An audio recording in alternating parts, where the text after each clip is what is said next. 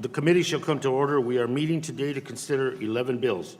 All have been properly noticed and circulated, and there are copies available on each side of the dais, along with copies of timely filed amendments. Late amendments have been circulated electronically or will be distributed to members present at the dais. Pursuant to committee rules, other members of the committee may submit written opening statements for the record. I ask that members may revise and extend those remarks on the bills to be considered at this markup and have those remarks included in the record. Without objection, so ordered. Without objection, the chair may also declare a recess subject to the call of the chair.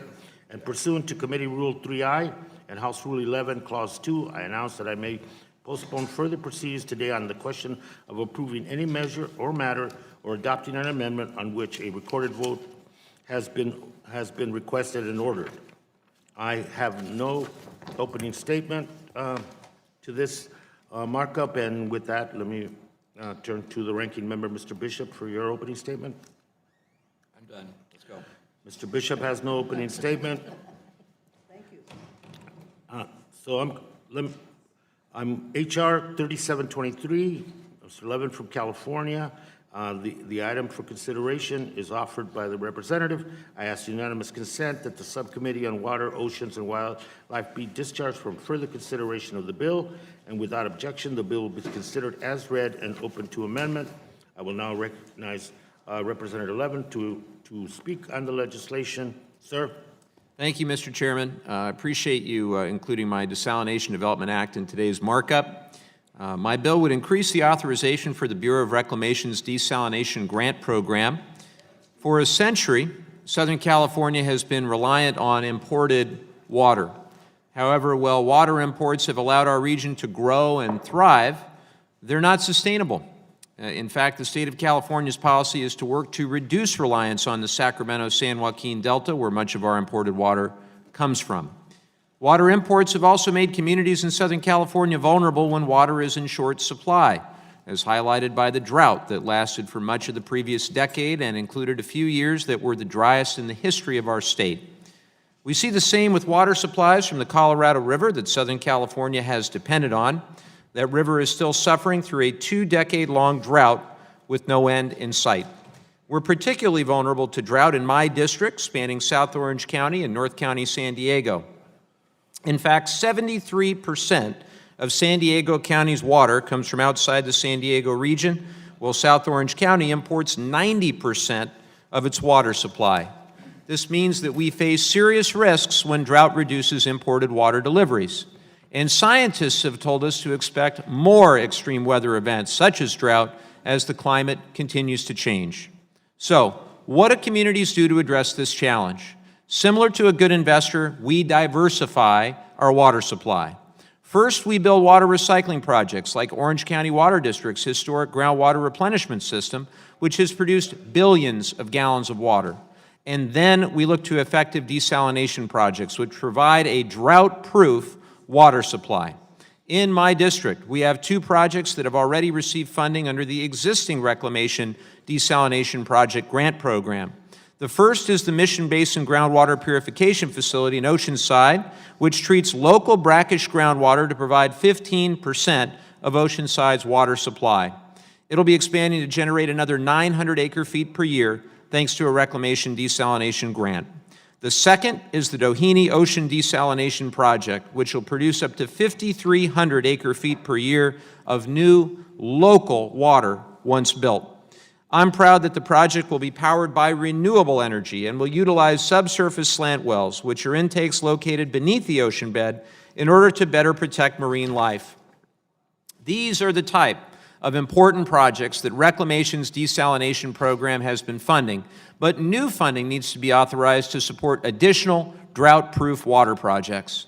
We must increase the authorization to ensure that the program continues to be available as strong projects are developed in the future. That's why my Desalination Development Act would add an additional $260 million to the Desalination Grant Program through 2024. My bill also includes important environmental guardrails by ensuring that funded projects are consistent with relevant state environmental laws and are incentivized to maximize renewable energy use and energy efficiency, and when applicable, utilize subsurface intakes and technologies that dispose of brine in the most responsible way possible.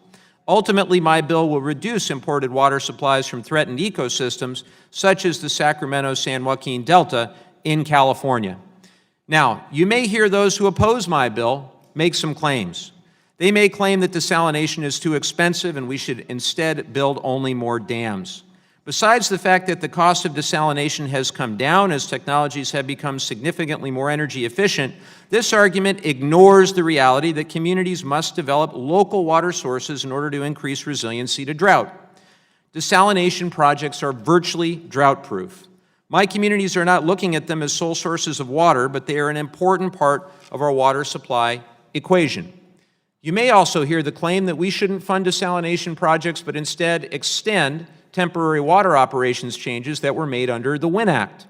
At the time those changes were passed, they were described as temporary and needed to address the worst drought in California's recorded history. Well, we are seeing some dry conditions across our state, and need to prepare now for future droughts. Thankfully, we're no longer in that historic drought. The Desalination Development Act has been developed with input from all major stakeholder groups, including water users and environmental and conservation interests. We may see an attempt to amend my bill with a controversial water operations change, clearly in an effort to kill a common sense bill. Lastly, you may hear the claim that non-beneficiary communities should not be funding other communities' desalination projects via federal grants. I would remind you that desalination projects are significantly cheaper than proposed dam projects and come at half the cost share. My bill allows the federal government to provide grants for up to 25% of the cost of a desalination project, while some of my colleagues are arguing for new dams that would cost billions of dollars each with a 50% federal government cost share. At the same time, desalination projects provide public benefits by reducing reliance on water diversions from rivers, which improves water quality, recreation, and the health of fish and wildlife. With that said, I encourage all of my colleagues to support the Desalination Development Act in order to improve our communities' resiliency to drought. I would also like to thank Chairman Grijalva, Chairman Huffman, and their staffs for working with me to develop this legislation. I'll yield back. Gentleman yields. Before we consider amendment, does any other member wish to be recognized on the bill? Mr. McClintock. Thank you, Mr. Chairman. The provisions the Democrats propose extending ignore water storage and instead reauthorize and massively increase funding for desalination, recycling, and water conservation. These are extremely expensive and highly ineffective programs that the Republicans only agreed to in order to get the relatively inexpensive and effective provisions for water storage. But the Democrats propose only to move forward with their provisions. And so I think it's important to ask a fundamental question: what's better, abundance or shortage? That simple question is really at the heart of all of our water and power policy for the past 40 years. The answer might seem self-evident, but it amazes me how difficult it is for some of my colleagues. Now, let me educate my friend from San Diego on what the California Energy Commission found. San Diego's at the very end of our water pipelines. Yet, according to the California Energy Commission, the average cost of water differs greatly for that county, depending on its source. The most expensive way to produce water is desalination at the cost of $2,300 per acre foot. Water recycling costs $1,500 per acre foot. Importing water costs $925. Groundwater storage, $737. The cheapest source of water is good old-fashioned surface storage, dams and reservoirs, at about $600 per acre foot. Put simply, surface water storage gives us nearly 4 times as much water for the dollar spent as desalination. Everybody agrees that we need to produce more water infrastructure. The question is, for the same price, would it be better to get 1 gallon or 4 gallons? That sounds self-evident to most people, but we continue to see a drive to discourage dam construction, even tear down existing dams, while pouring billions of dollars into desalination and recycling that promises only scarce and expensive water for our future. Instead of storing California's abundant rainfall before it is lost to the ocean, they prefer to spend 4 times the cost of storage to reclaim the water after it has been needlessly lost to the sea. So I ask again, abundance or shortage? We could spend $1.4 billion to raise Shasta Dam by 18 feet, or we could spend $1 billion for another Carlsbad desalination plant. Now, Shasta would yield as much as 630,000 acre-feet each year, Carlsbad 56,000 acre-feet. So for 40% more than the cost of Carlsbad, we could get 1,200% more water. And consider this. When water's drawn out of Shasta, it generates enough electricity to supply about 710,000 homes. When water is drawn out of Carlsbad, it consumes 1/4 megawatt for every acre-foot of water. In other words, Carlsbad consumes enough electricity to power 250 homes in order to produce enough water for one home. Desalination and recycling makes sense where there's no other source of water. Perhaps future technological breakthroughs will make them practical even where there is an abundance. I'd like to think someday the entire ocean would be available to meet our needs. But we should certainly continue research. But at this stage of technology, in a water-rich region like California, this policy borders on lunacy. Now, if San Diego wants to proceed with this, more power to them, and they're going to need more power, a lot more power, to reclaim a fraction of the water lost to the ocean that we could have stored in reservoirs at a fraction of the price. But San Diego consumers should not expect the rest of the nation to pay for it. Instead, this bill extends only the Winn Act reclamation provisions, which continues the most expensive way of producing water. Last year, we lost about 22 million acre-feet of fresh water to the Pacific Ocean because we have nowhere to store it for the next drought. Yet many on the other side of the aisle seem perfectly content to pay 4 times as much to take that water back from the ocean. This is a simple calculus, to believe in policies of water abundance or water shortage. This measure fails to learn from the past. We should instead reauthorize the entire Winn Act and ensure water abundance in future droughts that are sure to come. I yield back. Mr. Lowenthal, you recognized. Thank you, Mr. Chair. I'd like to yield my time to my colleague from California, Representative Levin. Appreciate that from my colleague. I'd like to respond to the comments from my colleague, Mr. McClintock, with 2 main points. First, it's factually incorrect to claim that the cost of water from new storage projects is $600 per acre-foot. It appears to me that the $600 figure comes from a misleading interpretation of a report on the cost of water sources in San Diego. The figure refers to the cost of water from a small number of local dams in San Diego County, which at the time of the report supplied only 3% of the region's total water. The report even notes that these dams' low costs cannot be replicated or scaled up because local surface water supplies are limited. If you look at the rest of the report, which we'd be happy to share with you, you'll see that the costs associated with large non-local dams are significantly higher because communities can only use the water after it has been pumped and transported over hundreds of miles. So essentially, using the $600 figure is cherry-picking a statistic that does not apply to many large existing storage projections, but certainly does not apply to new multi-billion-dollar dam projects. That's the first point. The second point, the cost of desalination is not the same across the board. Different projects have different costs. In recent years, the cost of desalination has come down significantly, in part due to improved energy efficiency. Between 1980 and 2013, the energy needed to desalinate 1 acre-foot of water came down by more than 85%. The state of California has found that desalinated groundwater can cost as little as $600 per acre-foot, while desalinated seawater can cost as little as $1,600 per acre-foot. In my district, the Mission Basin Desalination Facility in Oceanside produces water at $1,468 per acre-foot. Compare that to the cost of water from the Temperance Flat Dam, which is projected to cost between $1,600 and $1,900 per acre-foot, according to Interior Department figures. This number was projected before the project applicants estimated that project costs had risen to $2.66 billion. So in reality, the cost of water is probably even higher. That puts the project in the same range as many desalination projects. In my district, the South Coast Water District, they're here. They can tell you. They've conducted a third-party study of projected costs for the Doheny Ocean Desalination Plant and compared it to projected costs of imported water provided by the Metropolitan Water District of Southern California.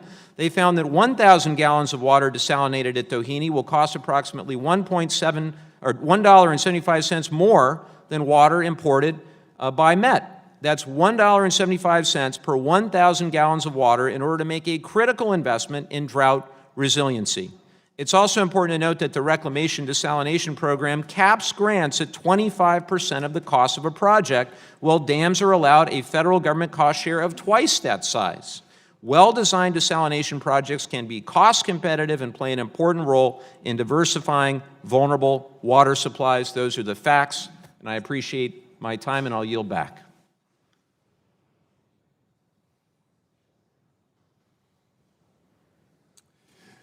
Yes, sir. I'd yield my time to Mr. McClintock. I thank the gentleman. If consumers in San Diego want to know why their water bills are skyrocketing, they've just heard the reason. I would point out, first of all, that in addition to surface water storage at $600 per foot, granted, it is limited in the San Diego area. That's why we have a state water system. Imported water to San Diego is $925. That's less than half of the price of desalination, according to the California Energy Commission. The construction costs of dams are highly competitive, provided that we don't load them up with endlessly time-consuming and ultimately cost-prohibitive regulations. I have a little town in my district, Forest Hill, that gets its water from the Sugar Pine Reservoir. It's a little reservoir that was built with an 18-foot spillway, but no spillway gate. They didn't need the extra water at the time. They do now, so they went and they priced the cost of a spillway gate. It's $2 million. Heavy lift for that little community, but within reach. The problem is that's not the cost of the project. To the $2 million for the actual gate, they have to budget at least $1 million for environmental reviews, and God knows how many years, $2 million for environmental mitigations, and $6 million is a fee to the Forest Service for the price of relocating a trail and a handful of campsites. So a $2 million project that was within reach for that little community becomes an $11 million cost-prohibitive boondoggle precisely because of the laws that have been imposed by my friends on the other side of the aisle. The actual construction costs for dam storage are a fraction of what they are. And I again would just ask people to consider very carefully what is being proposed. Instead of storing the ample water that our state receives behind reservoirs, the opposition would spend an enormous amount of money, 4 times the cost of storage, to reclaim a small portion of that water after it's been lost to the ocean. I repeat again, that makes no sense and is the reason why people in San Diego are watching their water bills skyrocket along with the rest of the state in one of the most water-rich states in America. I yield back. Mr. Hoffman, recognized, sir. I thank the chair. Mr. McClintock is posing a false choice when he says what's better, abundance versus scarcity. Given his argument, the real choice that he's offering is fiction versus reality, and I think we've got a lot of communities around the state of California and around the West that are interested in real wet water and not stubborn fictions or ideology or high sanctimony from folks who, frankly, just mangle the facts over and over again. Mr. McClintock continues to confuse and conflate storage with yield, for example, when talking about some of these large storage projects. All the storage in the world doesn't deliver water in dry years, so you have to look at yield. And when you do that, and when you look at some of these shiny object, multi-billion-dollar surface storage projects that he seems to adore, they don't produce very much water, folks, and that's why they are so terribly expensive. Now, apparently, he would like to clear away things like dam safety requirements and water rights and downstream water quality standards. These are the things that stand in the way of some of the projects that he continues to extol. It's not amorphous environmental rules. In fact, when he talks about water lost to the ocean, and this is another one of these stubborn fictions we continue to hear from my friend across the aisle, you really do need to listen to water managers and scientists and get the facts,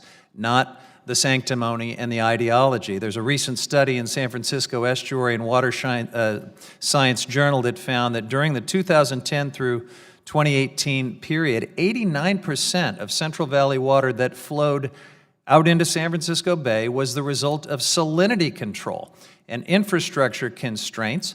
So when we talk about water being wasted to the ocean, that is a misnomer.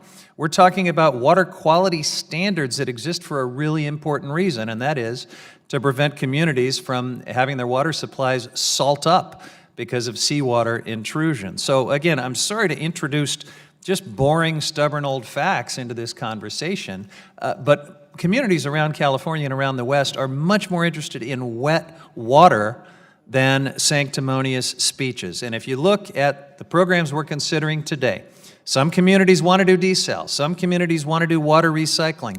We can bring a lot more water online for those communities by passing these measures than we can by continuing to pretend that projects like Shasta Dam, which my friend brought up yet again, are going to somehow happen. Shasta Dam is illegal under California law, folks. The state of California opposes it. It is never going to happen. Okay, so gosh, these facts are boring, but they're almost as stubborn as my friend across the aisle. And with that, I will yield the balance of my time to Mr. Levin. Thank you, Mr. Huffman. You know, I have scores of meetings in my district with constituents, literally thousands of constituents. And I hear their concerns all the time.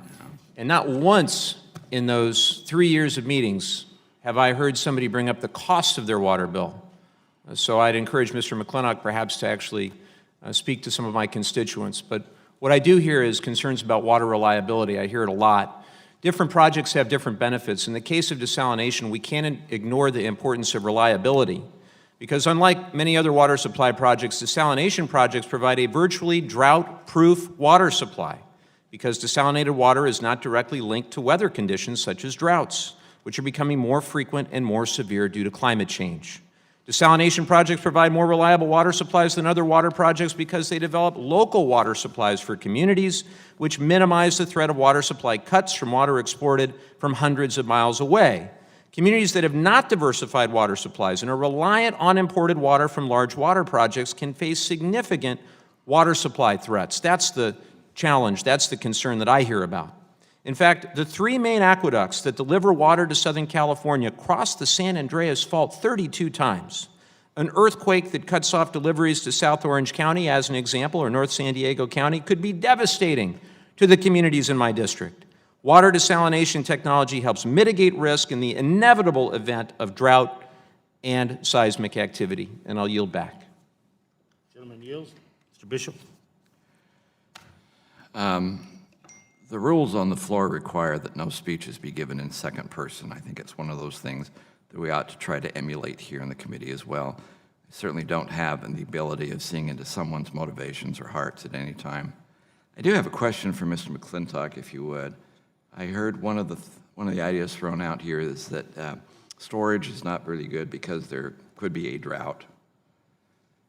That is precisely why we have storage. Let me- If climate change is producing warmer winters, it means we can store less snow or less water in the mountains as snow. That means specifically we've got to store more in reservoirs if we want to have abundant water for the future. That's kind of like a fait accompli in the state of Utah, where we have drier climates than you all do, and that storage becomes significant. Is the charge true that California state law does not want to have these projects? On the contrary, that we can't have them because of the laws that our friends across the aisle have adopted over the years that have made their permitting endlessly time-consuming and ultimately cost-prohibitive. But the construction of the dams and meeting all of the safety requirements is an extremely inexpensive way to store water in wet regions like ours, provided that we have the political will to do so. All right, I would, if indeed California did want to do that, I would be more than happy to support California making those decisions. If California would leave my state alone and let us do what we want to do when we want to do it. I'll yield back. If I could, I'm if sorry, the go ahead. gentleman would yield for a moment, a couple of other points I think need to be made. First of all, Shasta is a federal dam and is not subject to state law. Secondly, the difference between yield and capacity is this. We store water in wet years, that's capacity, in order to have it in the dry years, that is yield. Capacity and yield could be the same after we've stored that water from a wet year when we don't need it, in order to have it for a dry year when we desperately do. I would say to my friend from Utah, Utah's on the Colorado River system. Everybody thinks that's the great river in the West, but it's actually a junior sister to the Sacramento. The annual flow on the Colorado is about 14 million acre feet. On the Sacramento, it's 25 million acre feet. Why is the Colorado so much more significant? It's because we store 60 million acre feet on the Colorado. That is 4 years of flow. And only 11 million acre feet on the Sacramento. That's less than 6 months of flow. We lose the rest of it to the Pacific Ocean every year, which my friends would then reclaim once it's been lost at a mind-numbing cost. Thank you. Reclaiming my time. I appreciate that fact. And I do want to make just one clarification of it. The Colorado is important to Mr. Curtis. That's his district. I get my water from the Bear, which is much better. I don't care about you guys. You can keep the Colorado all you want to. That's the wrong side of the mountains. With that, Mr. Chairman, I yield back and ask you not to make me speak again. Gentleman yields. Mr. Napolitano, you're recognized. Thank you, Mr. Chairman. This is an interesting conversation, and I care about the Colorado because we also, like Mr. Curtis, rely on the Colorado River for drinking water. And as far as Mr. McClintock is concerned, there's usually a north versus south fight over water. And the Bureau of Reclamation has the 17 western states to worry about, not just California. So it's other states also that are impacted. And Mr. Levin is very right. When there is a possibility of earthquake, we may not get fresh water. We may not be able to rely on the north coming down to the south. So it is important that we recognize that desal and recycling are important for the southern state, for the southern part of the state, to be able to get fresh water, if you will, because right now the governor has been stating the drought is over in California. It is not over, and he keeps repeating it, and people are believing it. And in the Southern California, you can talk to all my water agencies, and they'll tell you they are not full in their aquifers. So I'd like to give the balance of my time to Mr. Levin. I appreciate that. One other thing I would say about the importance of these projects and distinguishing them from some of the others is that desalination projects are going to be evaluated for costs and benefits through a competitive evaluation process. This competitive evaluation will help ensure that projects provide multiple public benefits in exchange for relatively small federal costs. Additionally, desalination projects can provide multiple public benefits beyond water supply in exchange for fairly modest federal costs, including by reducing the need to divert greater amounts of water from rivers, which helps the public with improved water quality, healthier rivers, better recreation, and more abundant fish and wildlife, including more commercial and recreational fish runs. Compared to many other water supply projects, desalination projects can be a much better deal for taxpayers. And as I've said, the desalination program under my bill requires a non-federal cost share of at least 75% of construction costs. So compared again to new dam projects that would cost billions of dollars each with a 50% federal government cost share, it's not hard to see that desalination can be a better investment for the federal government. I'm reclaiming my time, Mr. Huffman. I thank the gentlelady, and again, We're straining the fact-check machine here today, folks, but we really do need to focus on facts, and I think my point about storage versus yield was perhaps lost on the ranking member, so let me try again. It's not that storage is not a good idea Mr. or Huffman. beneficial. It is that storage is... Happen with the gentleman yield. I haven't even made my point yet. You've insulted already. You've gone down that road. Please. Well, you insulted, you please twisted refrain. my point, Mr. Ranking Member, and I think I'm entitled to... And do it to the make point, my but don't actually make the reference in second person, please. All right, let me try to explain this. If you focus only on the number of hypothetical acre-feet in storage, water managers would tell you that's nice, but that's not what matters. Yield is what matters. How much water does the project actually produce, year in and year out? And my friends across the aisle continue to conflate these numbers. I could build you the largest reservoir in the world in the middle of the Utah desert, and it wouldn't produce any water. And from the debate we're having today, my colleagues across the aisle would talk about this wonderful big storage number. We've got to get real and focus on the wet water number that matters to water managers, and that is yield. Now, another point made by my colleague was that Shasta Dam is a federal dam that doesn't have to comply with state law. That is a novel new argument that flies in the face of numerous federal court decisions and the Reclamation Act of 1902. Federal reclamation projects have always had to comply with state law.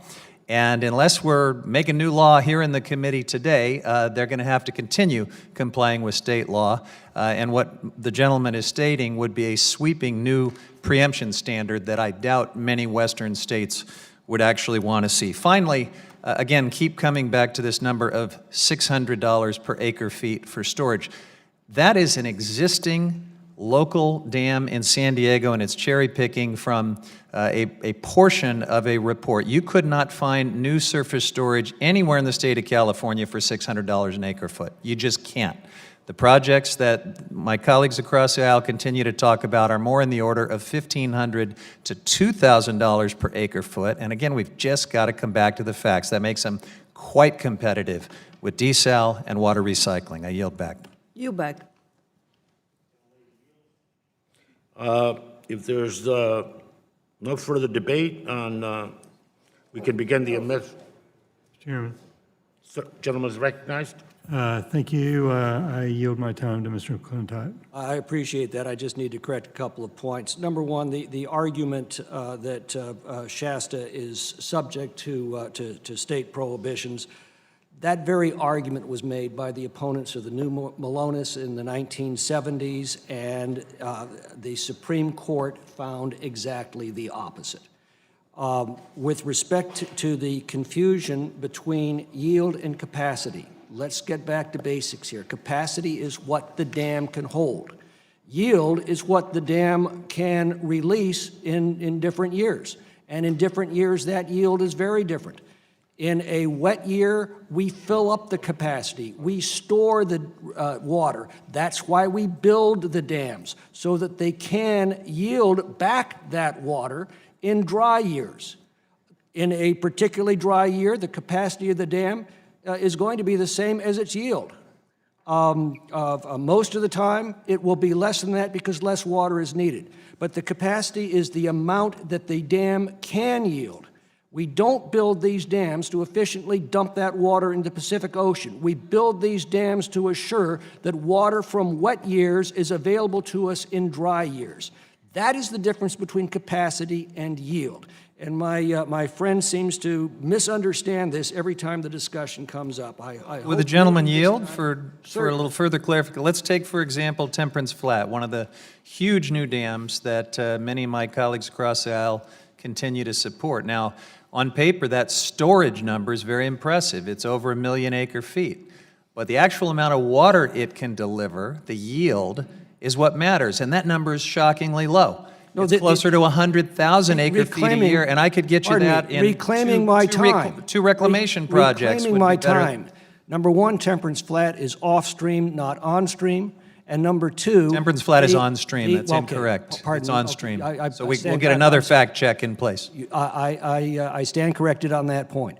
But the principal point is this: the amount of its capacity is what it can potentially yield, and that's why we build these dams, so And that it the fills up water- once every 40 years at that level. Reclaiming my time. What we store as capacity in the wet years is then available as yield in the dry years. That's why we build these dams. That's why we have built them for years, efficiently, safely, and producing abundance of water in both droughts as well as flood years. Yield back. If there is no further debate on the, we can move to the amendment process. Representative Levin, you have the First Amendment, designated 1. Recognized, sir. Thank you, Mr. Chairman. My amendment would make 2 important changes to the Desalination Development Act. First, it would clarify the federal cost share for projects funded under Reclamation's desalination program. The program allows projects to receive grants for up to 25% of construction costs. However, the Bureau of Reclamation has inappropriately applied a $20 million cap for projects, even though the law establishing the desalination program clearly excluded this kind of total dollar cap. This was not how the desalination program's cost share was intended to work, and my language would fix that issue. Second, the amendment incorporates into my bill certain rural desalination provisions from Representative Torres Small's Western Water Security Act, and I appreciate the opportunity to work with my colleague from New Mexico on that. Specifically, it sets aside $15 million for desalination projects that serve fewer than 40,000 people. It also provides more generous cost shares for project studies and, in certain cases, construction.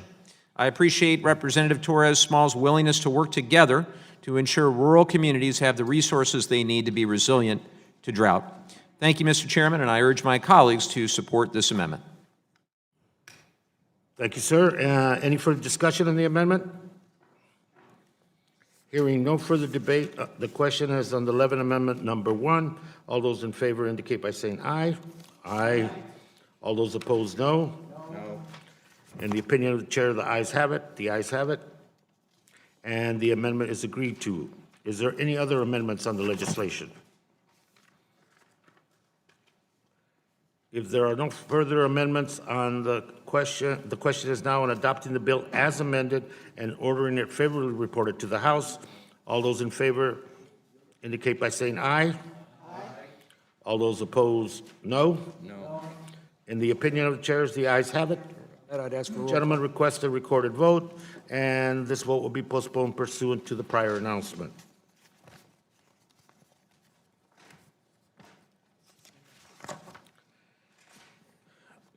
The item for consideration is H.R. 4891, offered by Representative Torres Small.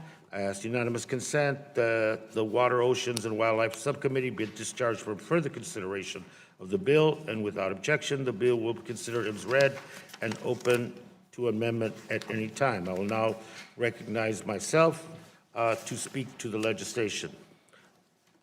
The next bill we will consider today is H.R. 4891, also known as the Western Water Security Act, sponsored by Representative Torres Small from New Mexico. This bill makes significant investments in water infrastructure projects to improve drought preparedness and water supply reliability across the West. Many Western states are dealing with increasingly frequent and severe drought. Climate change is causing warmer temperatures, less precipitation, and less snowpack, which all means less water to go around unless we take steps now to boost that water supply. To help address the challenges ahead in New Mexico and other Western states, H.R. 4891 takes a number of steps to invest in our water infrastructure and improve water management. For example, this bill will reauthorize and boost funding for Reclamation's Water Smart Grant Program. This program provides cost-shared grants to upgrade our infrastructure so that less water is wasted from leaks, evaporation, and other inefficiencies. H.R. 4891 also expands Water Smart Grant eligibility to nonprofit conservation organizations to help carry out projects that benefit both water management and the environment, which is also being harmed by the drought and climate change. In addition, H.R. 4891 reauthorizes and modifies the Reclamation States Emergency Drought Relief Act to better help states and tribes quickly respond to emergency drought conditions. Another part of the legislation promotes community-led solutions for local water challenges through the Reclamation's Cooperative Watershed Management Program. And finally, the bill supports collaborative water research efforts among states concerning shared groundwater resources, among other provisions. The bill does a lot of good work across New Mexico and the West, and with that, I urge a yes vote on the legislation. And at this point, is there any further discussion or debate before we begin the amendment process on the legislation? Mr. Chairman. Mr. McClintock, sir, you're recognized. Thank you, Mr. Chairman. As you rightly pointed out, H.R. 4891 dramatically expands the so-called Water Smart program by dramatically increasing the money going into this program and broadening the uses that these funds can be used for. Water Smart is perhaps the dumbest water program we have yet to come up with. It takes money that should be going to increase our supply and uses it instead to manage the resulting shortage that we create. This is a grant program that's been used for such urgent national priorities as retrofitting toilets and replacing washing machines. To add still more folly to this waste, this bill provides a multitude of handouts to specific communities in New Mexico at everybody else's expense. Our annual budget deficit is approaching $8,000 for every family in America. $8,000 that they're going to have to pay back from their future taxes. And we're going to use that money to borrow money from our children to pay to retrofit toilets.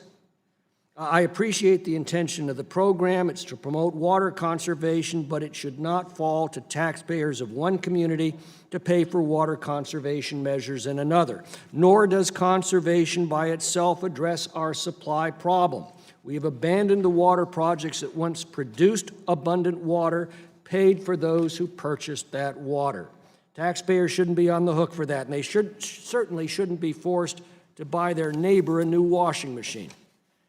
At least it could be said that Water Smart's reducing consumption, but this bill then uses these funds for purposes unrelated even to water consumption, for purposes of benefiting proposed or listed species under ESA or increasing ecological resilience to climate change.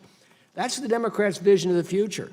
Neglect of our natural resources and increasingly severe government-induced shortages, higher and higher electricity and water prices, massive taxpayer subsidies to politically well-connected and favored industries, and a permanently declining quality of life for our children who will be required to stretch and ration every drop of water and every watt of electricity in their bleak and parched homes.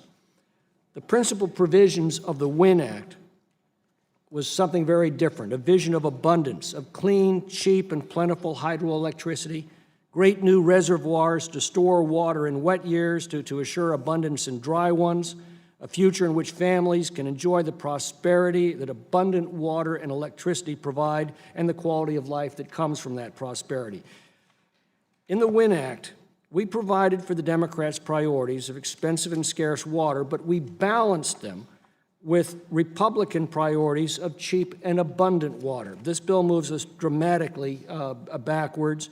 The fact that it is ignoring all of the painstaking negotiations and compromises that were made in the Winn Act assure that it will go nowhere once it leaves the House. And a good thing, because I don't want to see that bleak future for my children. Yield back. Discussion on the legislation? If there's no further discussion, we begin the amendment process. There is no filed amendments. But without objection, the ANS offered by myself is considered as read and open to amendment at any point. Any other amendments to the ANS? If there are no amendments, the question is adopting the ANS. All those in favor indicate by saying aye. Aye. All those opposed, no. In the opinion of the chair, the ayes have it. The ayes have it. The ANS is adopted. If there is no further amendments, the question is adopting the bill as amended in order to favorably report it to the House. All those in favor indicate by saying aye. Aye. All those opposed, no. No. In the opinion of the chair, the ayes have it. Chairman. Mr. McClintock has requested a recorded vote, postponed pursuant to prior announcement.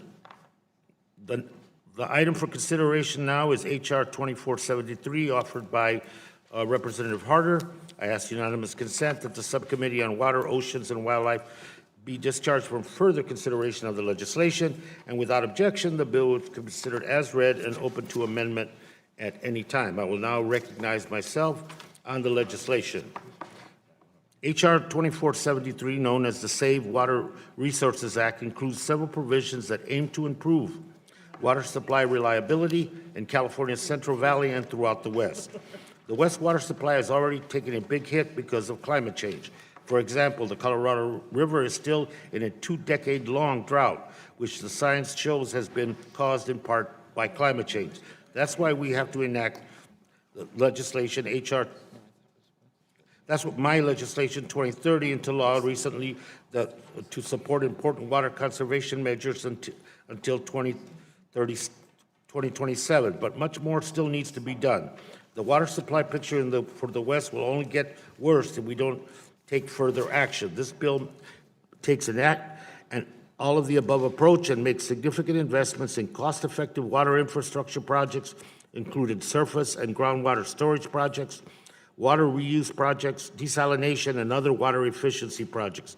Among other provisions, the bill establishes a new water infrastructure and drought solutions fund, using revenues from the Reclamation Fund to fund long-term water infrastructure needs through 2060. The Reclamation Fund was established to collect federal energy receipts and other payments from Western states to help pay for Western water infrastructure. Over the past 2 decades, deposits into the fund have far exceeded expenditures. Given this discrepancy, this bill will increase expenditures from the Reclamation Fund to help pay for water infrastructure projects and needs. The bill also includes investments in new research and development and innovative science, data, and technology initiatives in the water sector. Finally, the bill incorporates my colleagues, Representative Napolitano's bill to reauthorize Reclamation's Title 16 Water Recycling Grant Program. This bill boosts several federal support for Title 16 water reuse projects.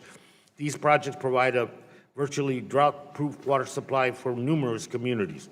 Overall, H.R. 2473 improves drought preparedness and water supply reliability for millions of Americans facing the challenge of climate change. I urge a yes vote on the legislation. And any further discussion on Mr. Harder's legislation? Mr. McClintock, you're recognized. Thank you. Mr. Chairman, this is a hodgepodge of water recycling, desalination, and conservation spending that completely ignores the fundamental economics of water. It's precisely this approach that sent water costs spiraling and created artificial water shortages in one of the most water-rich regions of our country. The Reclamation Fund was created in 1902 to finance dam construction. This measure would take $300 million a year from that fund for the next 30 years and divide that money between dams, desalination, and recycling, and water conservation. Now, let me point out that water conservation does not produce an additional drop of water. It's not new production. Instead, it's simply the management of shortages created when we divert money away from projects that actually produce water abundance. Nature has delivered an ultimatum to our generation. 5 years of historic drought wrought billions of dollars of damage to our economy. It destroyed tens of thousands of jobs. It brought many communities within just months of literally running out of water, all because we couldn't store water from the wet years to assure plenty in the drought years. Then back to back with the historic drought, we enjoyed one of the wettest periods on records. The floodgates on our dams that had recently been drained nearly empty were opened wide as massive torrents were released to the Pacific Ocean, all because of the very same problem. We have nowhere to store this superabundance of water for the next drought. And Ms. Napolitano is absolutely correct. The next drought may yet be upon us right now. The last generation understood this.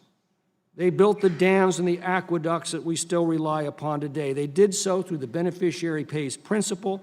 The state and federal governments advanced money for construction that was then repaid by the users of the water and power produced by these projects. In the 1970s, we abandoned these projects, sometimes in mid-construction. and we began financing much more expensive water projects with general taxpayer dollars, hiding their true cost and burden. Donald Trump was ridiculed a few years ago when he said that California doesn't have a water shortage, but he was absolutely right. California receives an average of 200 million acre-feet of water through precipitation every year.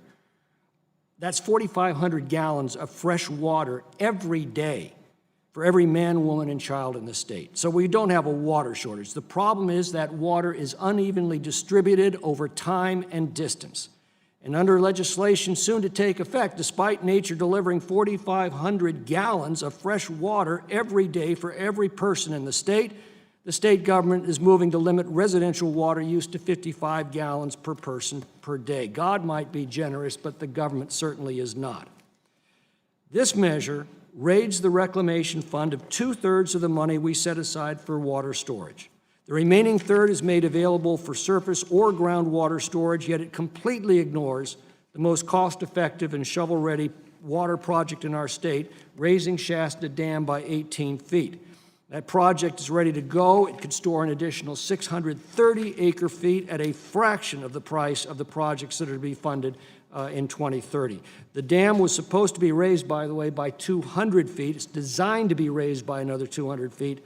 And that would nearly double our water storage capacity on the Sacramento system. Once again, this bill ignores the painstaking negotiations that went into the Winn Act, assuring that it goes absolutely nowhere once it leaves the House. With that, I yield back. Discussion on the legislation. Mr. Huffman.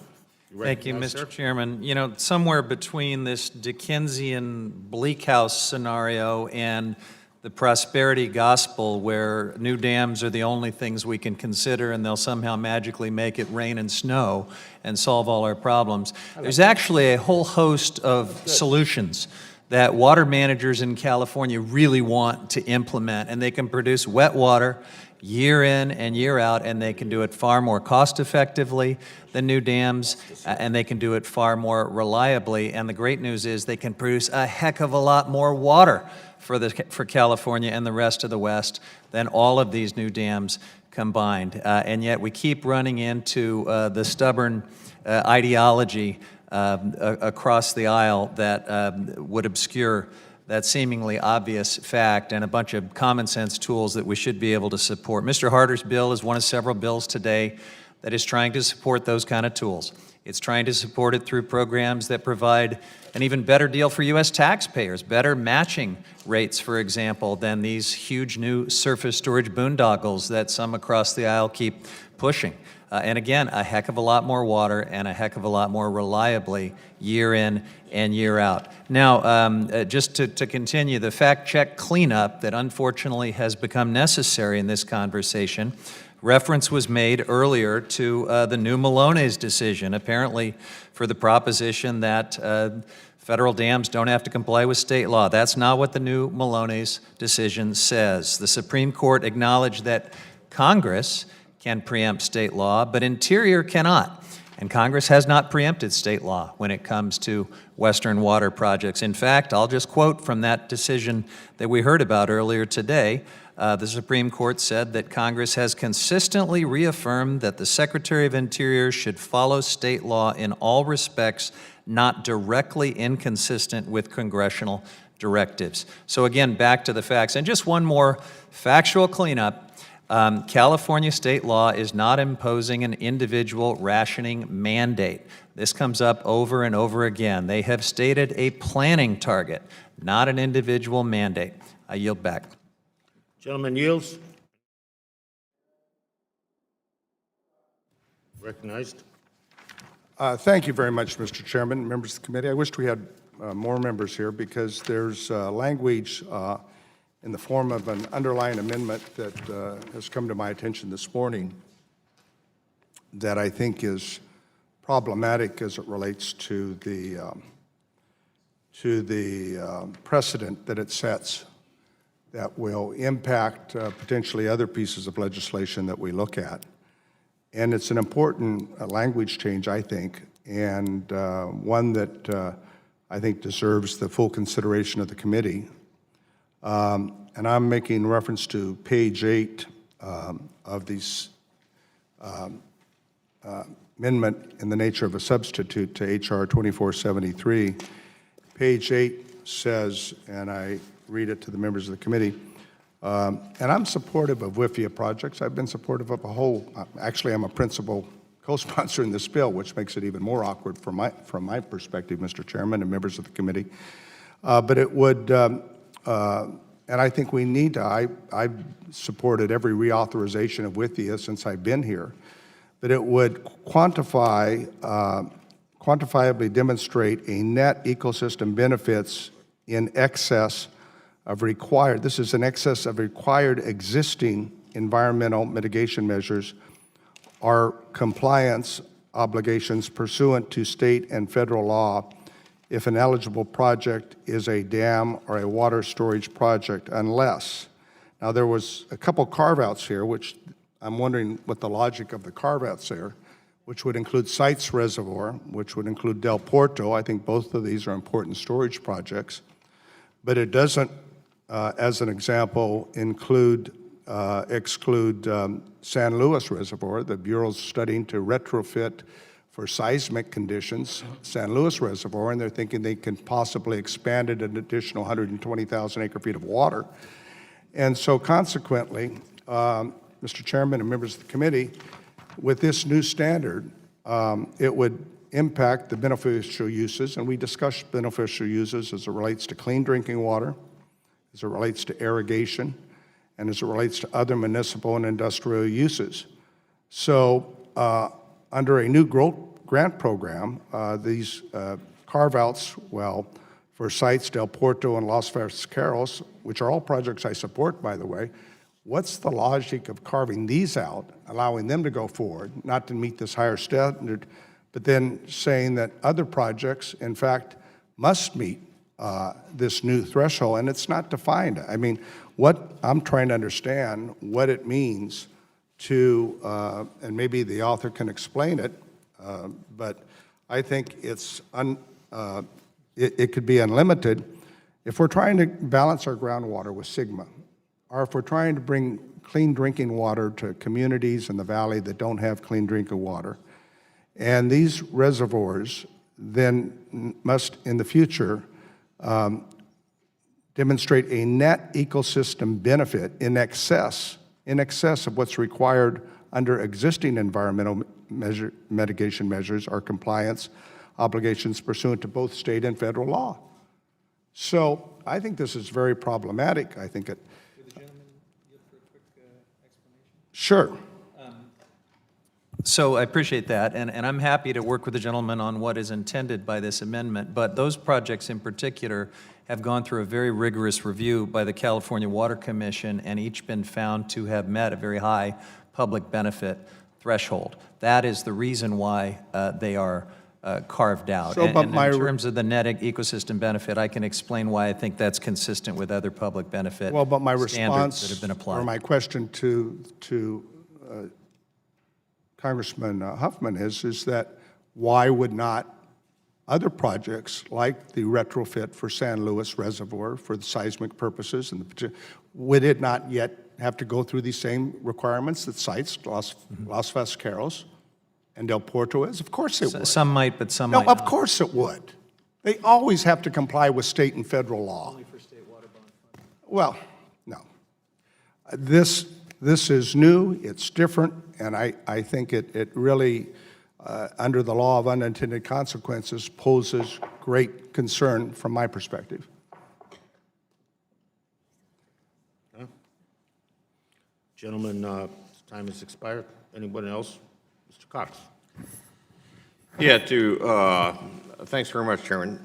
And to reiterate Congressman Costa's points, I have the same type of concerns. I'm very, very supportive of the goals of the bill, and in fact, I am an original co-sponsor as well. And overall, it's a good piece of legislation. Regarding the changes that were made to RIFIA and NES, it's very, very different than what I had co-sponsored. And as you're saying, that the quote unquote, I just have struggling to really quite understand what the quote quantifiably demonstrate net ecosystem benefits in excess of required environmental mitigation compliance obligations pursuant to federal and state law. It seems to eliminate the benefit of any environmental compliance on the projects now. And certainly in California, we're a leader on the environment at the state level. We've got very comprehensive environmental requirements. And this new language would seem to penalize projects that follow these requirements simply because they're required. Certainly with regard to the Sustainable Groundwater Management Act, SGMA, that I think there's a consideration there about not being able to recognize those benefits. And so I think an unintended consequence of the language may be that the water supply that we get from SGMA would not be considered a federal benefit in the eyes of the program. And certainly requiring net environmental benefits throws off the cost allocation for projects that have environmental benefits, which would frankly make a number of projects unfeasible. And as you pointed out, it's exempting some projects but leaving out others that benefit my constituents particularly, such as the expansion of the San Luis Reservoir, the Delta Mendota Canal, and the Frank Kerr Canal. And so certainly I hope this language could be discussed and hopefully amended. Would the gentleman yield? Yes. Gentleman yields. Yeah, let me, if I may, and following up on the points that my colleague, Mr. Huffman, made as well. The ANS, and I think the net ecosystem requirement added to this ANS is about making sure that public dollars go to new dam projects that don't damage public resources and the environment. I think it's an appropriate thing to ask for a project sponsor that's asking for taxpayer assistance. We can certainly provide financial assistance for projects, including new dams, but we need to be responsible with the money we provide, and that was the point of it. Certain dams, if not designed and built appropriately, can cause tremendous environmental harm. We need to make sure that this committee is not financing environmental degradation, and that's the point of the ANS, and that's the clause that both you and Mr. Costa have raised concerns about. As Mr. Hoffman said, you know, as we go through with this, I'm open to, and I'm sure the sponsor of the legislation is open to having discussions to clarify whatever point might be ambiguous or in opposition, but that's the rationale behind, from my perspective, behind the ANS, and I yield back to the gentleman. Would the gentleman yield? Let me be clear. I think that environmental mitigation needs to be done for all of these projects. And guess what? California has the strictest environmental laws in the country for all of these projects. And so none of these projects would be able to qualify with RIFIA funding unless they complied with California state law. So therefore, I don't understand if in fact we provide the carve-out for 3 projects, sites, Los Vasqueros and Del Porto, under the basis that they are complying with it, why one would believe that any future projects that may benefit from funding, either for clean drinking water or for groundwater recharge, would not have to go through the same requirements that sites Los Vasqueros and Del Porto are. They would. But so I don't understand the logic of it. I don't understand why we're doing it in this fashion. I think it's appropriate. I think that any projects going forward must have mitigation for the environment. Let me be clear about that. I just don't understand what it means to have benefits in excess of required environmental mitigation measures or compliance obligations pursuant to state and federal law. That seems open-ended to me. I'm not the lawyer here, to be clear. Gentleman, would, yes? That's 15 seconds or yours. Thank you. I thank the gentleman. So look, first of all, we're talking about a program that goes beyond California. So the fact that under California law, there would probably be a similar public benefit standard, we got to remember it's a bigger program than that. Second, I'm confused by the concern. If public benefits are going to be required to get water bond funding in California and to meet other standards, I don't know why codifying that standard for programs that haven't received that review by the State Water Commission would be a problem. Net benefit is simply another way of saying the project can have a net detrimental effect, and that's not a prohibitive standard. Well, I frankly think that having this amendment... Well, thanks, Mr. Chairman. You can do it without my vote. Chairman, I'll be happy to yield time to my friend from Fresno, Mr. Costa. I thank the gentleman. I just think that this is an important public policy issue. And, you know, to see this amendment this morning, you know, that changes the form and the substance of the bill, I think is significant. Now, maybe everything the gentleman indicated from Marin is understandable under how we might go forward with future projects, not just as it relates to California state law, but other projects in other parts of the country. But I just feel very uncomfortable with potentially creating an unlimited standard that no project might ever be able to meet. Because even if a project complies with state, federal law, now I'm talking about California and federal law, but yet it has to demonstrate some sort of net benefit above and beyond state and federal law as it relates to the ecosystem. I think we've got to make this very clear in terms of the definitions as to what a net excess means. I don't know what a net excess means above and beyond existing state and federal law. And it seems to me that if in fact the concern is other states, then maybe the amendment ought to be focused on creating a standard in federal law that is more akin to what we have in California state law. That would be, from my perspective, more logical. If the concern is not California, because they have to comply with California's state environmental mitigation, but that maybe that standard is less so in other states, then maybe we ought to look at addressing the federal law. But what a net excess above and beyond state and federal law means is not defined, I don't believe. I yield back. Reclaiming my time, I just wonder, we'll yield to the chairman on this, since this is Mr. Harder's bill, is Mr. Harder supportive of this amendment? Yes, he is. That's my understanding. That was something that he reviewed and approved.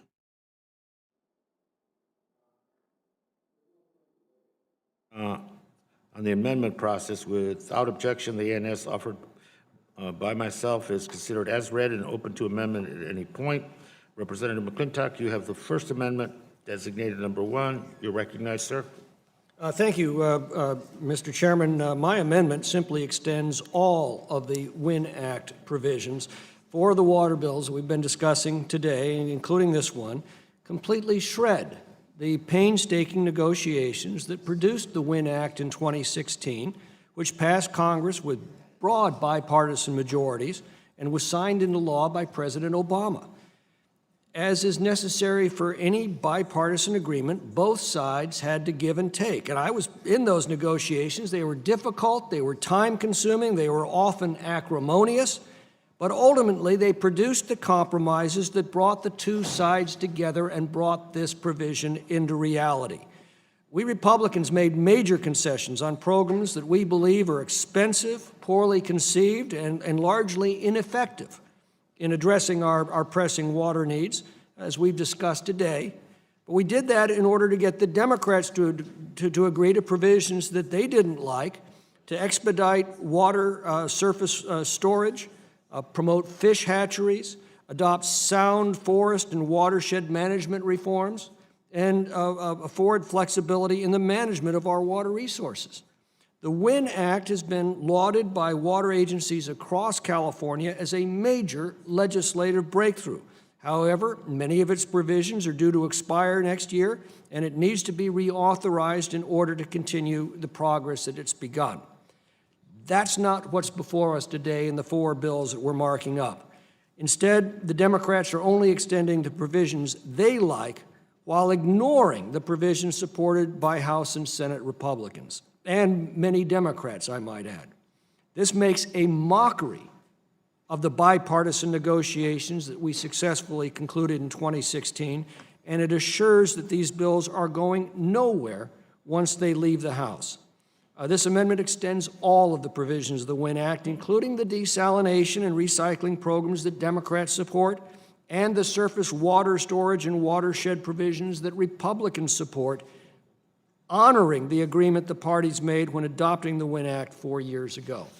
And I'd ask for an aye Would vote. the gentleman yield? Yes, gladly.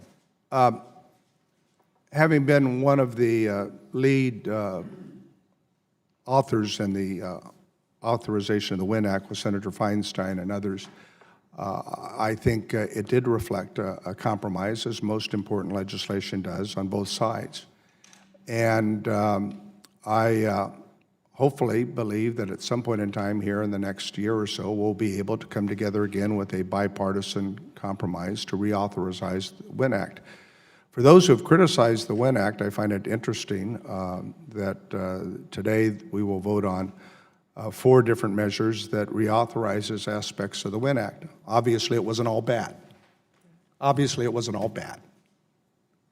And I believe that the criticisms of the portion as it relates to the flexibility of the Winn Act have been overstated, because I don't think they have had the impacts that some of the worst naysayers have indicated of the catastrophe that the Winn Act would create if, in fact, it was enacted in law, which was signed by a Democratic president.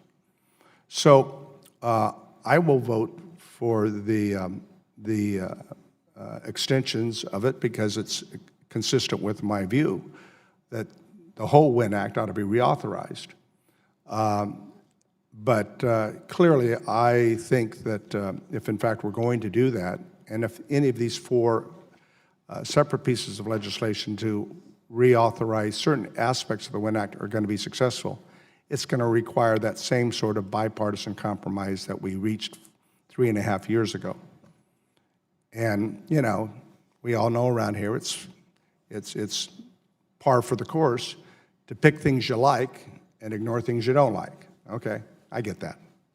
But at the end of the day, water issues, not only in California, but throughout this country and the West, are complicated. They're complex, they're controversial, and they're difficult. And if we're not going to figure out some spirit of comedy to work together on a bipartisan basis, we're not going to get anything done. And we're moving back into a drought, I fear.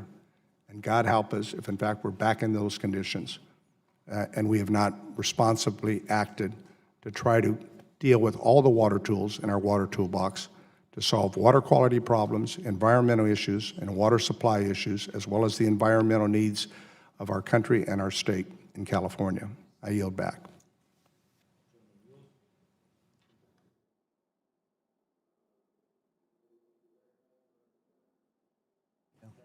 I thank the chairman. So a couple of points. First, of course, there are a number of good things in the Winn Act. That is something we can all agree upon. But there were 2 very controversial provisions put into the Winn Act in the last minute without any process, without any hearings, without any serious deliberation. And those involved a provision that would weaken the Endangered Species Act protections for listed fisheries, and another provision that takes away this committee's historic jurisdiction over the approval of major water infrastructure projects that are advanced by the Department of Interior. So look, to call this a compromise or to suggest that this is the way big water policy ought to be made, I think is missing the point. Congratulations to my friends who actually were in the room for that compromise. Most of us were not. There was no hearing in this committee or any other committee. This was a jam job. These provisions were put into Senator Boxer's bill at the last minute. She called them poison pills. She opposed them. She had to vote against her own signature bill, the last act that she made as a U.S. Senator on her way out the door.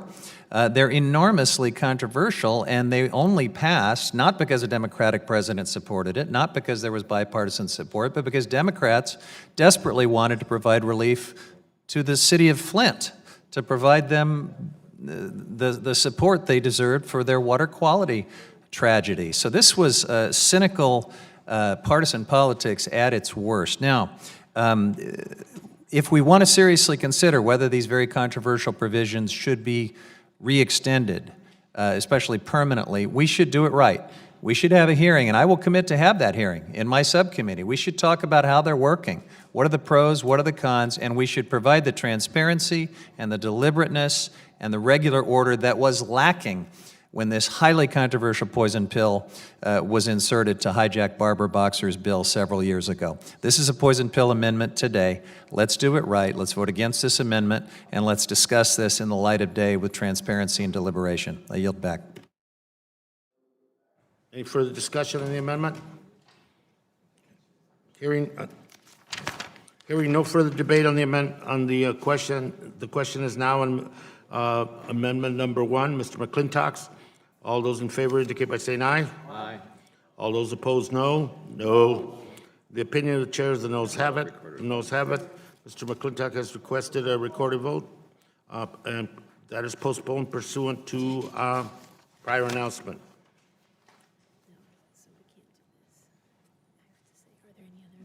Are there any other amendments?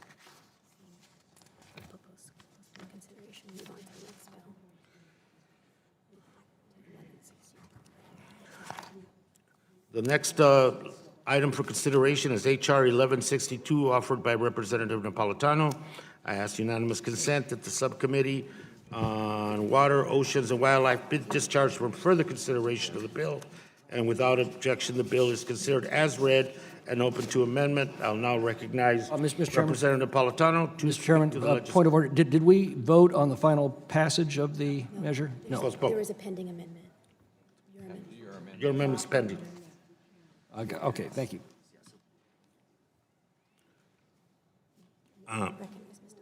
Ms. Napolitano, you recognize. I thank you, Mr. Chairman and Ranking Member Bishop. H.R. 1162, Water Recycling Investment and Improvement Act, is the Bureau of Reclamation's Title 16 Water Recycling Program, the most successful and also the primary water recycling program, which has proven to be the most effective Bureau of Reclamation program in improving water supply by providing long-term savings while boosting job growth and lowering our reliance on imported potable water, especially in Southern California. Title 16 provides cost-shared funding for water recycling projects that reclaim water and reuse municipal, industrial, domestic, or agricultural water and naturally impaired groundwater or surface waters across the 17 western states. My legislation would increase Title 16 authorization from $50 million to $500 million, giving because there's a backlog of approved projects, legislatively approved projects, $977 million already approved and cannot be funded. It's giving local water agencies the necessary funding to increase capacities for existing recycling plants or create new cost-effective projects to boost water supplies. In 2018, GAO published a study on the program which detailed overwhelming demand for Title 16 and highlighted the importance of water recycling to address water supply concerns. GAO found that in total, Reclamation has awarded $715 million through 2017, which has leveraged more than $2.8 billion in non-federal cost share. Mr. Chairman, I ask for unanimous consent to enter the record the GAO study from December 2018. Thank you. Not only do these projects create jobs and boost our local economies, farms, and businesses, but Title 16 projects can be brought online with wet water, not paper water, wet water, in as little as 2 years, in contrast to the dams, which take 10 to 15 years to build and cost over $2 billion now. These projects provide long-term savings, which is why water districts and sanitation agencies are overwhelmingly supportive of the program. Since 1992, Congress has authorized 53 Title 16 recycling projects, producing more than 400,000 acre-feet of drought-resistant water supply. Unfortunately, due to the lack of funding, there is a backlog of nearly $1 billion, as I stated, of congressionally approved eligible Title 16 projects, demonstrating a clear need to continue and expand funding. That is why it's unacceptable not to approve the bill, and why I introduced my bill to increase the authorization in order to address this huge backlog. Congress must address the backlog and work to provide more drought protection for the 17 western states. My bill will accomplish this task. It's a no-brainer. We have to explore new ways to expand our water portfolio, and water recycling is one of the best ways to do so. I urge my colleagues to take this issue seriously, support increased and robust funding for Title 16 program by supporting H.R. 1162.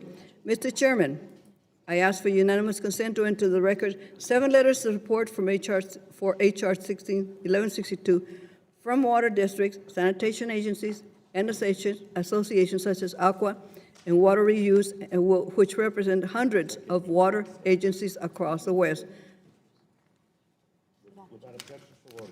Thank you. I urge my colleagues to support water recycling and support my Bill 1162, and I yield back. Gentlelady yields. Anybody else wish to be recognized? Mr. Chairman. Mr. McClintock.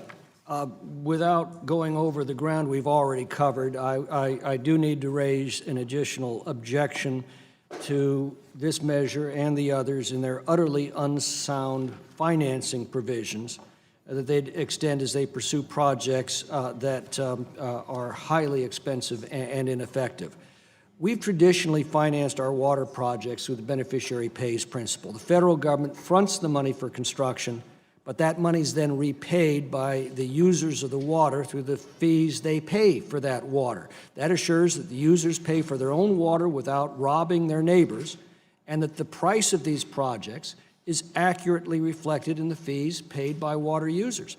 The problem is that the actual price of the Democrats' desalination and recycling programs is so expensive, if they were reflected in the water fees charged to users, there'd be a consumer revolt. So instead, a large part of that price is hidden by financing these projects not from consumers but from the general tax base. This ends up literally robbing St. Petersburg to pay St. Paul.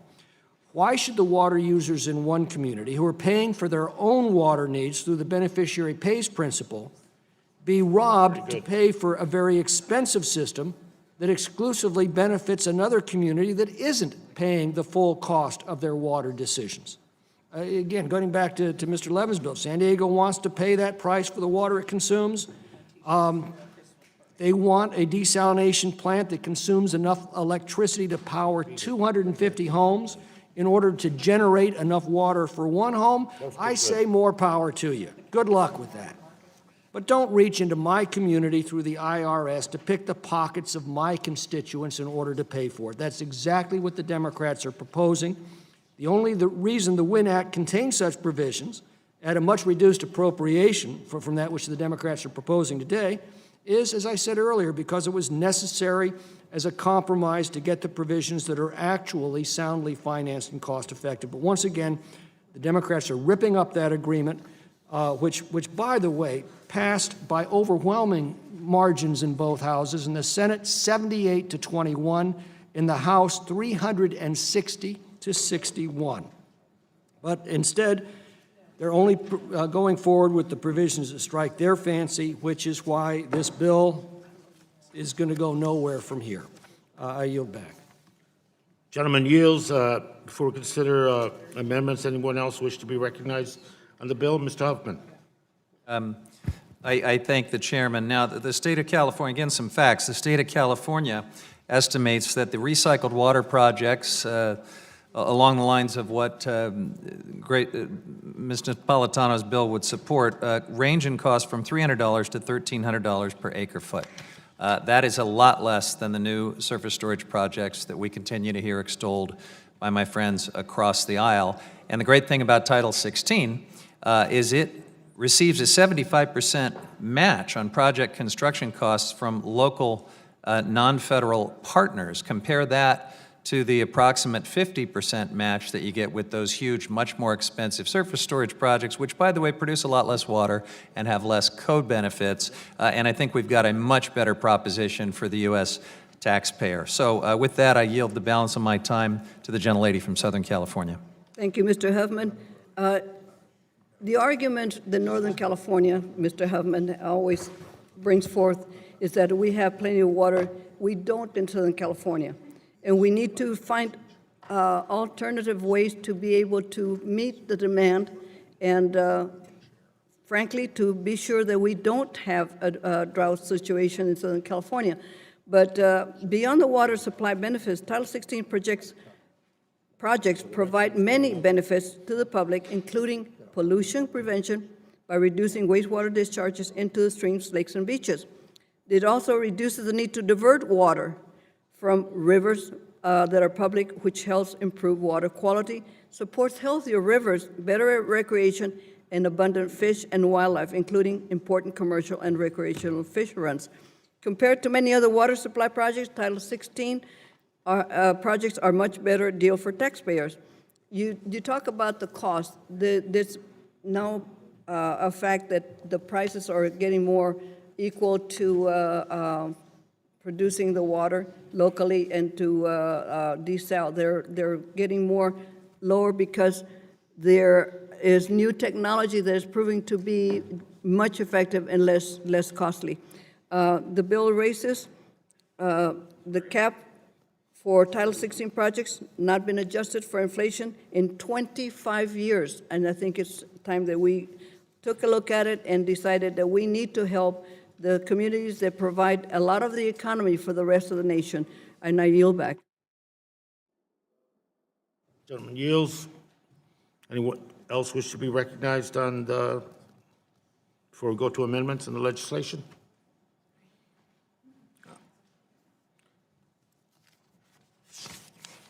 Mr. Chairman, Mr. Costa. is this an appropriate time to raise the point I mentioned?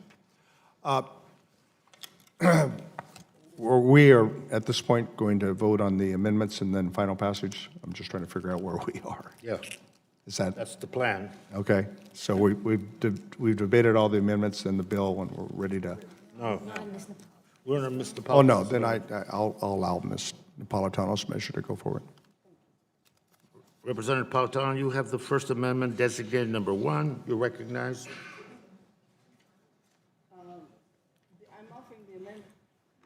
Thank you. I'm offering an amendment that makes 2 technical changes to 1162, does not alter the intent of the legislation. The first amendment is to clarify authorization of $500 million through fiscal year 2025. The second is to fix a typographical error that is shown in the bill. Yield back. Any discussion on the amendment? And hearing no further debate, the question is on the Napolitano Amendment number 1. In favor say aye. Aye. Opposed? Opinion of the chair, the ayes have it. The ayes have it, and the amendment is agreed to. Any other amendments?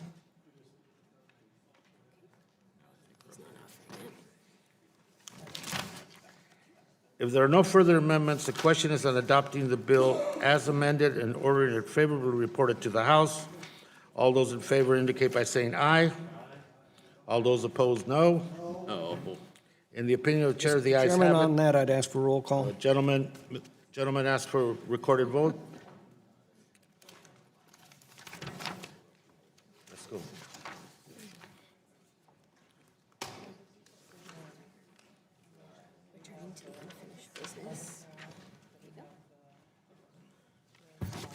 Returning to the unfinished business, the question is on adopting H.R. 3723 as amended and ordering it favorably reported. Recorded vote having been requested. Members will record their votes.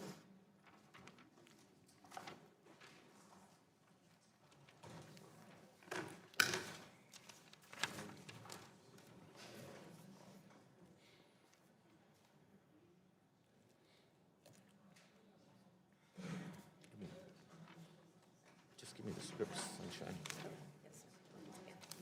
Oh, I got it.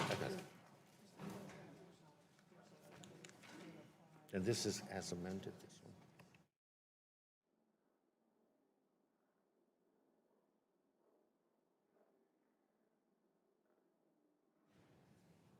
No.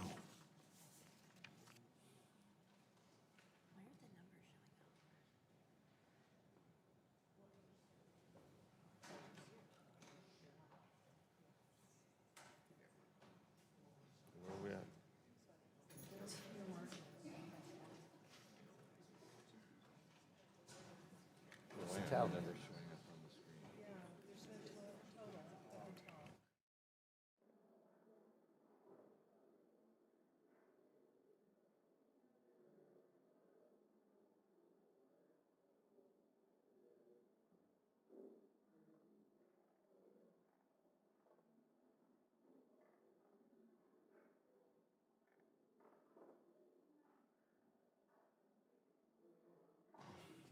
Has every member voted? Has any member wish to change their vote? If every member has confirmed their vote, the vote is now, we have one. Notice already voted. The vote is now closed, and the clerk will report. Mr. Chair, on this vote, the yeas are 13 and the nays are 10. Ayes have it, the bill is ordered favorably reported as amended to the House, and the motion to reconsider is laid on the table. The question is now on adopting H.R. 4891 as amended and ordering favorably reported and recorded. I'm sorry. Oh, okay. Mr. Chairman, under the Committee Rule 5C, I give notice of the intention to file additional dissenting views on the bill just considered, and I ask unanimous consent that this notice be extended to all members of the committee and to apply to all bills being considered by the committee today. Ordered. The question is on adopting H.R. 4891 as amended, ordering favorably reported to the House. A recorded vote has been requested. Voting is now open.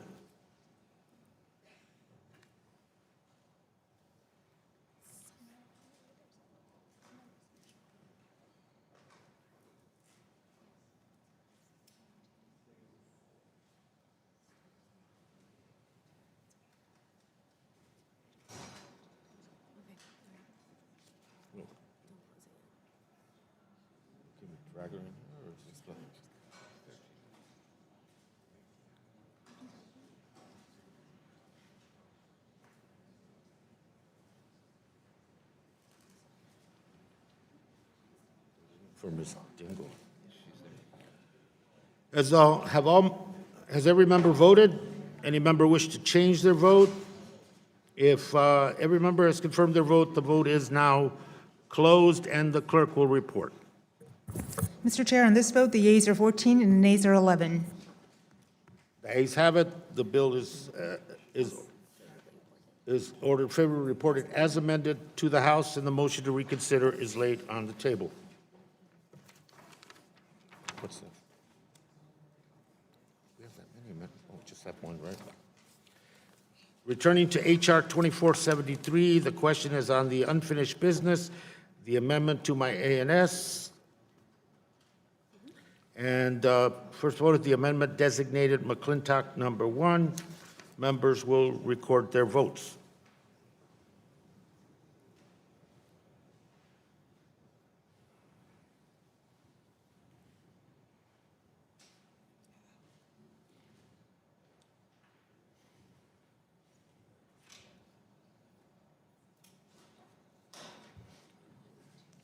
Has every member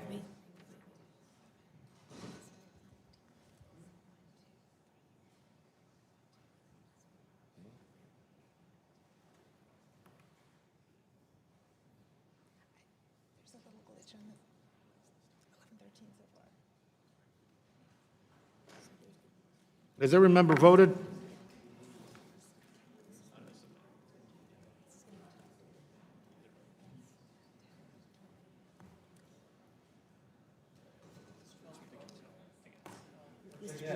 We got Diana. 13, 13, let's do this. We need to wait. I mean, 12, 14, 12, no, wait.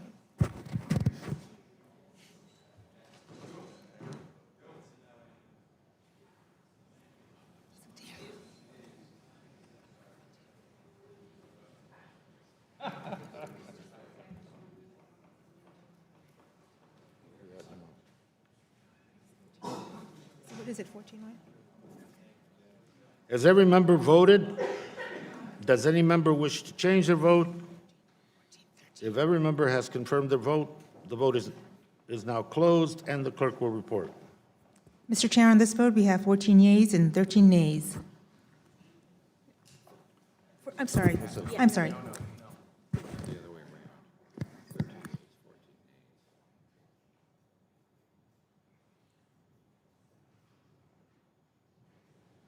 Excuse me. On this vote, we have 14 nays and 13 yeas. The amendment fails, and Mr. Chairman. Almost got it on a bad reading. Mr. Costa? Thank you, Mr. Chairman, for recognizing me. The majority of members, I believe, were not here for the debate that we had on this piece of legislation. I supported the previous amendment because I support reauthorizing the Winn Act.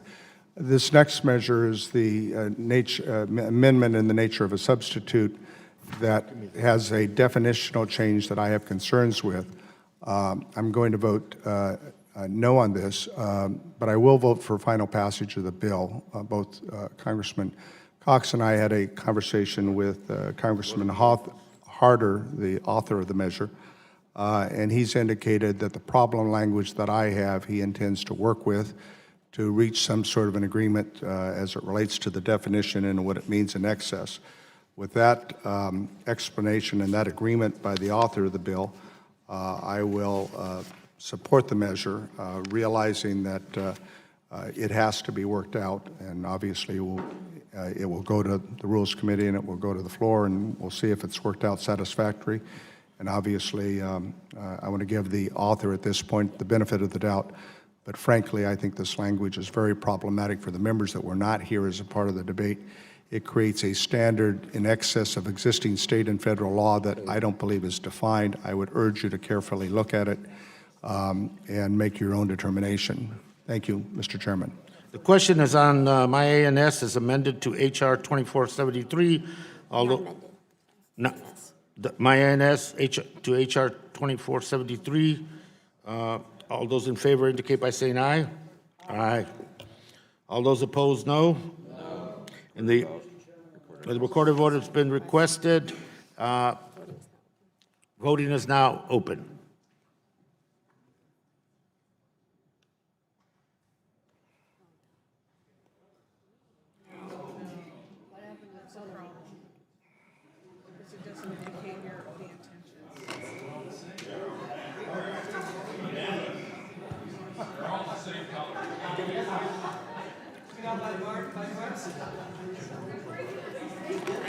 The ANS, Yeah, let's do the roll. the ANS passes unanimous. It's calling a roll. It's calling a roll. It's broken. Telling me. We're going to try it again. Would you please record your votes My ANS. Mr. on Chairman, the ANS? Mr. Chairman, I just wanted to notice this never happened under Republican control. It worked. No, we made the trains run on time. Where? What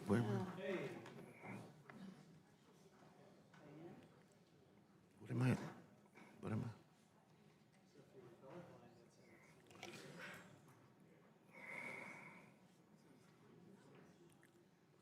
Okay. Has every member voted?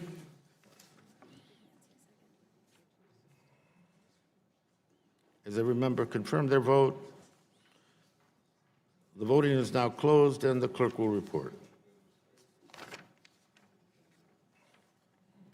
Mr. Chairman, on this vote, the yeas are 17 and the nays are 14.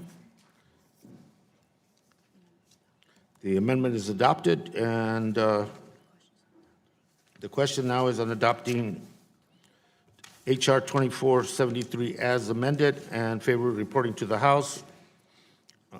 All those in favor indicate by saying aye. Aye. All those opposed, no. No.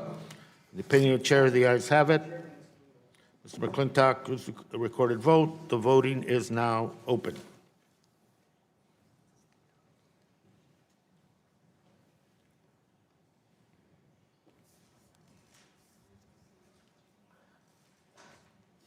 Could you have them do these?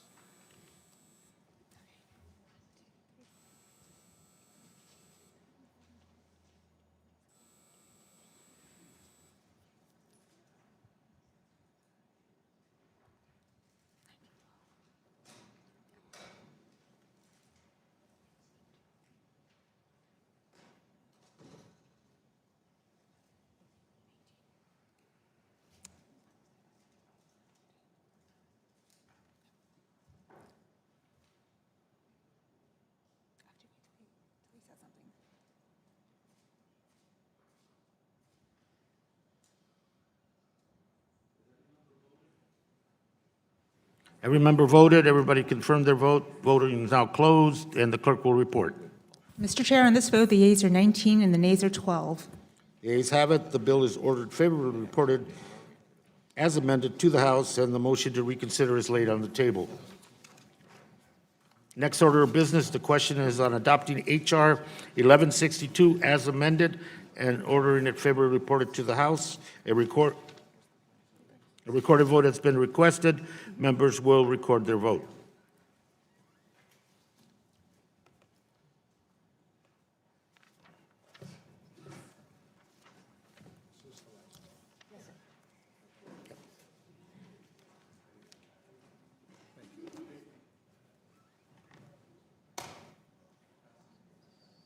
Mr. Chairman, I just hit the wrong button. I hit the wrong clicker. If you can, I don't know if y'all can wipe off Westerman. I hit his button by accident. Yeah. Is she 19?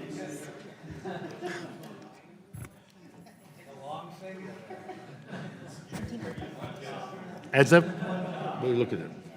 No, look. Mr. Chairman, if you would have the record reflect that Mr. Westerman's clicker was, yeah, thank you. Well, no, that's still wrong, too.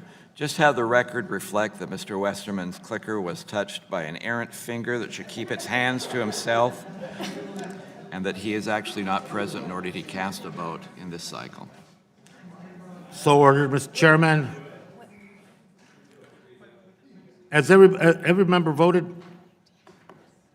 And the errant finger being noted, and the voting is now closed. If the clerk is ready, the clerk can report. Mr. Chairman, on this vote, the yeas are 19 and the nays are 12. The ayes have it. The bill is ordered favorably reported as amended to the House, and the motion to reconsider is now laid on the table. Thank you very much, members. Appreciate it. With the cooperation of the ranking member, Mr. Bishop, and other members of the committee, it appears that we have worked out an agreement on 7 bills scheduled for markup today. Before we begin, does any member seek time to speak in any of the bills that are on the unanimous consent?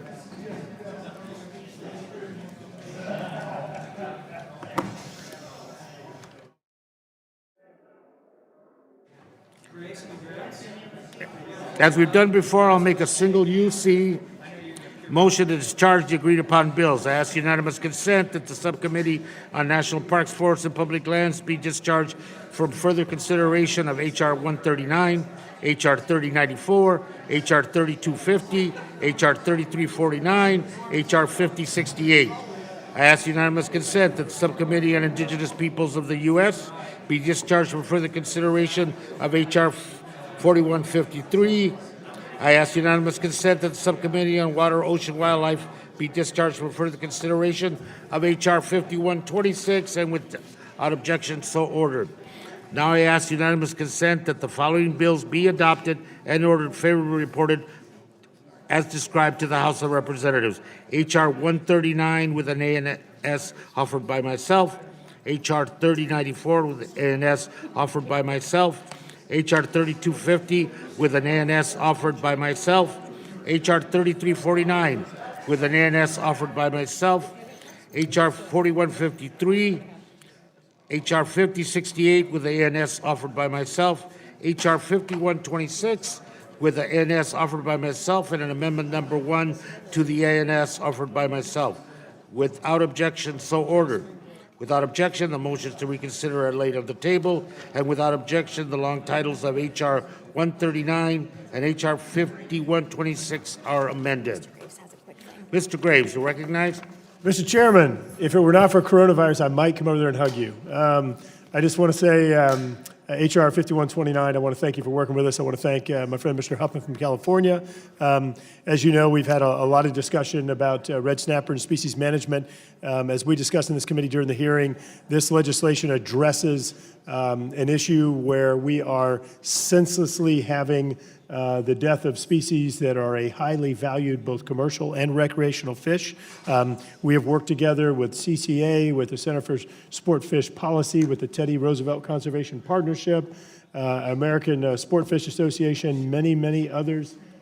The Gulf Shareholders Alliance and others to ensure that there is full support for this legislation. Again, I want to thank you. I want to thank Mr. Huffman for working together on this. I think ultimately what's going to happen, it's going to result in improved management and of a more sustainable species and more access for both commercial and recreational fishers. So again, I want to thank you very much for that. Thank you, Mr. Graves, and I also want to thank Ranking Member Bishop and his staff and the other members of the committee for moving this markup along, as painful as it was, and for the UC package that was agreed upon. If there's no further business, all members will have 2 days to file supplemental, additional, minority, or dissenting views, and I ask unanimous consent that the staff be allowed to make necessary technical and conforming changes to the bills ordered reported today, subject to the approval of the minority. Also ask unanimous consent that for any bill ordered reported today with amendments, that the bills be considered reported with an amendment to strike all after the enacting clause and insert the text of the bill with its perfecting amendments adopted in committee, and without objection so ordered. No further business. Committee's adjourned. Thank you very much.